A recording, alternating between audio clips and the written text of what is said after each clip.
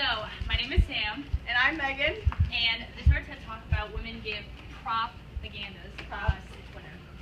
So, before we start our topic that we want to discuss, we found something a little interesting on the internet and we thought we'd kind of share it with you guys. So, basically, everyone pull out your smartphones. So if you don't have a smartphone, It may or may not work. So. and we want you to go to Google and Do the Safari app. yeah, it's really good. It's the homepage. So this side, Wait. Yeah, this side. search women need space. Okay. This side search men need and then space. So, men, Like women need and then the space box. And then the space, not the word. Yeah, don't hit space box search. is. Just see what we're thinking. Like women need. Okay, Alright. so can we get an example from this side? So who wants to? What do you? Okay, Kyra, what do you see? Women need to shut up. Do we have another anything else? example? Women need to say less. Women need to know their place. Women need men. Do we have What examples about from men? this side? What do men need? Nothing. Nothing, Right? exactly. That's interesting, isn't it? All right. Oh, that was supposed to happen. Yeah.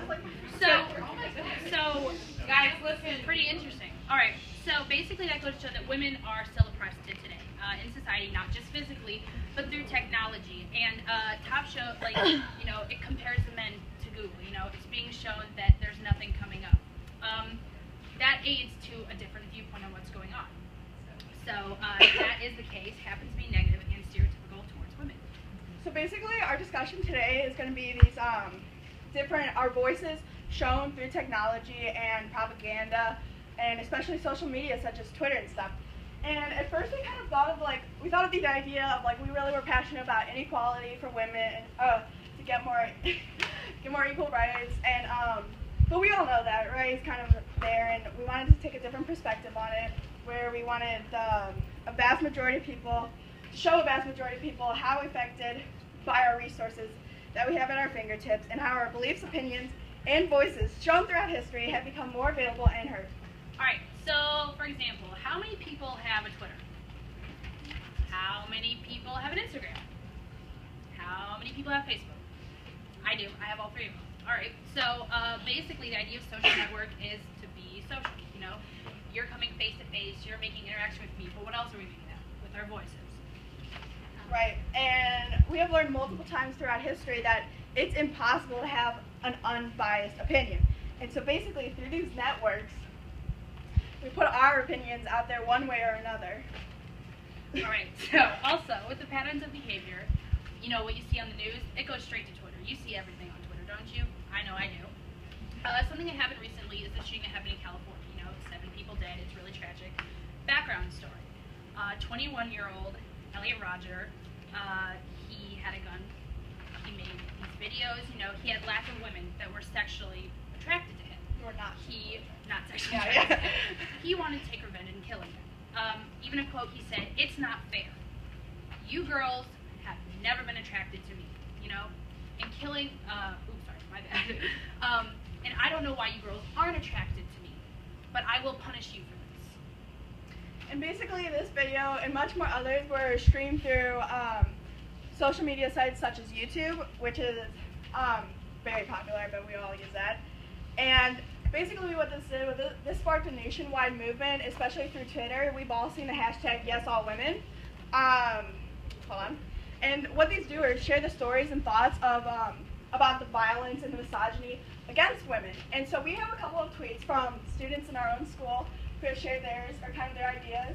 We have our own Leah Kayali, because a woman needs a man or else there's something wrong with her, right? We have our own Hillary Lax. Yes, All Women, because the song Blurred Line, which is about rape, was nominated for 5 Teen Choice Awards, 2 MTV Awards, and some other award I cannot remember about them. 4 Emmys. Yeah. Because women say no, she's a prude, but if she says yes, she's a slut. And also the fact that Now All Men is trending shows their instinct to protect themselves instead of supporting Yes All Women. Because feminism has a bad rep, even though it needs equality. So at this point, I'm going to call out Hillary. No offense, just you're very popular on Twitter. But what I want to say is, Yes All Women has about 1 million tweets and plus. I mean, it comes every single second this is going up. That's like taking every single one of Hillary's tweets that she's tweeted so far and multiplying that 200 times. That's a lot of Hillary. That's a lot. And it doesn't even stop there. The amount of times that this hashtag is searched through social media sites such as Facebook, Twitter, and Google have skyrocketed in the past couple of days. This is kind of due to the fact that women feel more almost secure or like more able to have a voice through this is because in reality, like, what was it, 9 out of 10, they're shut down. Analyzing this shows the effects of this joining force, in this case, has a certain group of people willing to make change occur. So how does this tie into what we've learned, like through history? A group of joining force women in the U.S. devoted time for these rights. They wanted their rights. They first gathered an address in 1848 in Seneca Falls, New York, right? So their statement for yes, all women would be kind of like the modern sacred right of Thatchis. Nope.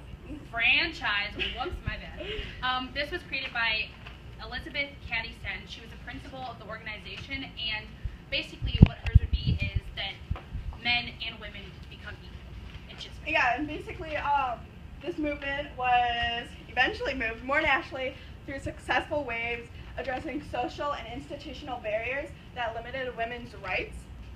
And basically this could do with, they could get their voices together and see what they could do to change, to make the change. So what do these two events really have in common? That's kind of what I was thinking too. Well, we're kind of seen as invisible in a sense, you know. You may say something, but it's not being heard necessarily. You know, if I'm telling you something, she might not be listening. But if I send it out on a tweet, everybody's going to see it.